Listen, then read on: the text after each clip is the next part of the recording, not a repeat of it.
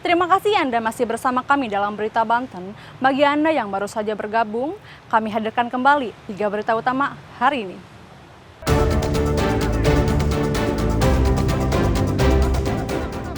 Kerap menjadi masalah di jalan, ratusan warga Kabupaten Serang hadang truk pengangkut tambang.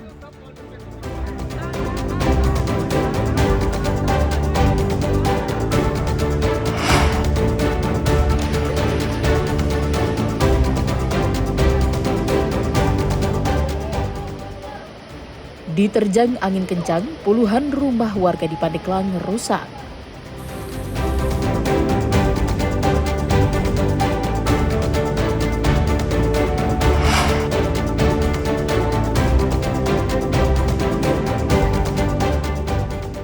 Kementerian Sosial siapkan lahan untuk relokasi warga Cikande terdampak radioaktif.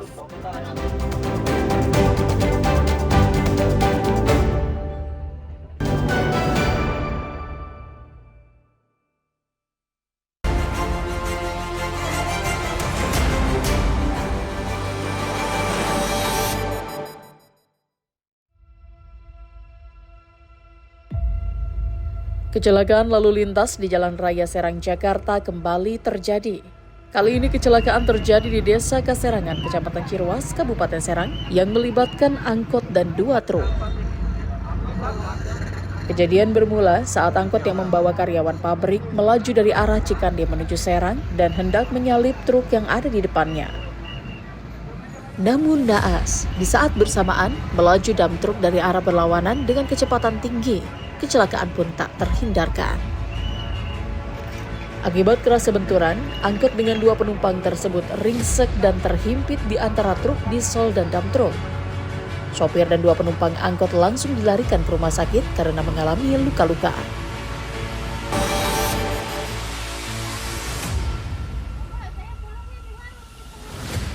Pemerintah terus mengupayakan penanganan paparan radioaktif yang terjadi di sekitar kawasan industri modern Kecamatan Cikande, Kabupaten Serang.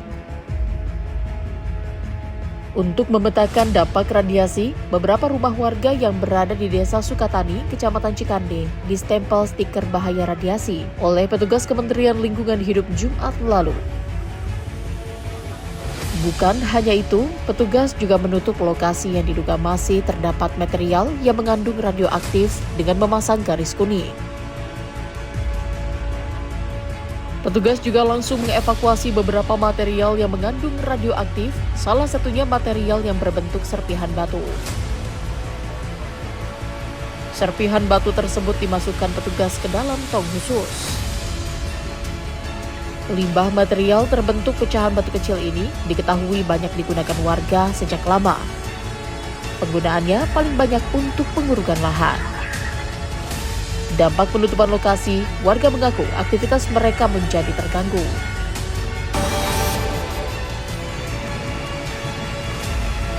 Rombongan pemain timnas Indonesia tiba di tanah air melalui Bandara Internasional Soekarno-Hatta, Kota Tangerang, usai gagal membawa Indonesia melaju ke final Piala Dunia 2026. Mereka yang tiba merupakan para pemain yang berlaga di Super League Liga 1 seperti Ricky Kambuaya, Hernando Ari, Rizky Ridho, Egy Maulana Fikri, Yance Sayuri, dan Jacob Sayuri. Sementara para pemain diaspora seperti Jay Isdas, Kevin Dix, Calvin Verdun, Dean James, Ole Romedi, dan Joey Pelopesi langsung bergabung ke klubnya masing-masing di Italia, Jerman, Perancis, dan Belanda. Manajer timnas senior Sumarji menyampaikan permohonan maaf kepada seluruh masyarakat Indonesia atas kegagalan timnas Indonesia menuju Piala Dunia meski segala hal telah dipersiapkan dengan matang. Atas kegagalan tersebut, pihaknya akan membuat laporan secara menyeluruh dan terbuka agar laporan tersebut dapat dipakai untuk bahan evaluasi.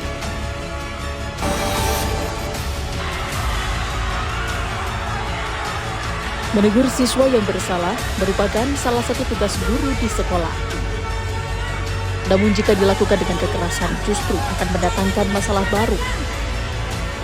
Seperti yang terjadi di SMAN 1 Cimarga, Kabupaten Lebak, mendadak ricuh setelah salah satu siswa di sekolah tersebut diduga dipukul kepala sekolah setelah ketahuan merokok saat jam istirahat sekolah.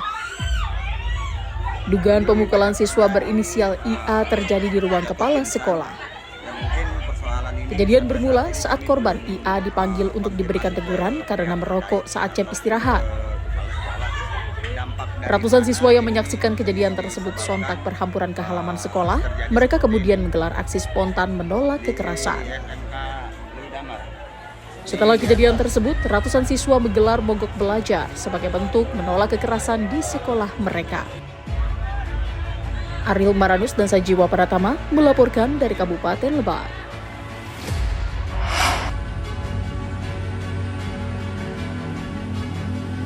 Beginilah suasana di Sekolah Menengah Atas Negeri 1 Cimarga, Kecamatan Cibarga, Kabupaten Lebak.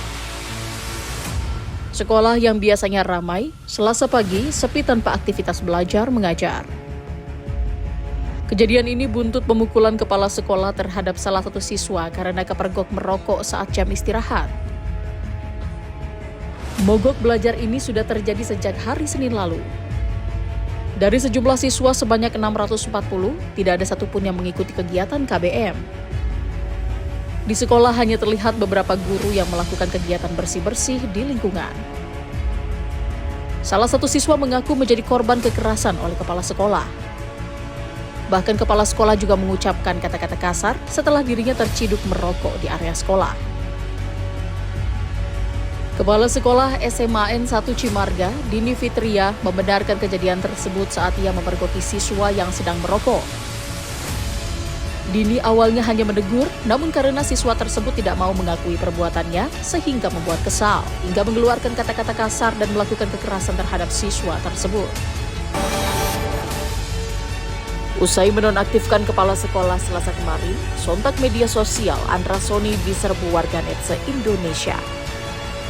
Bahkan media sosial Gubernur Banten itu dikomentari berbagai hujatan terhadap kinerjanya. Dampak dari peristiwa menonaktifkan kepala sekolah SMAN 1 Cimarga, Gubernur akhirnya mempertemukan kepala sekolah, Dini Fitria, dan murid yang ditegur karena kepergok merokok di sekolah. Pertemuan difasilitasi Andra Soni di ruang kerjanya di kawasan pusat pemerintahan Provinsi Banten, Kota Serang. Dalam pertemuan tertutup tersebut, hadir pula wali kelas. Setelah melalui perbincangan singkat, kepala sekolah dan siswa akhirnya saling memaafkan.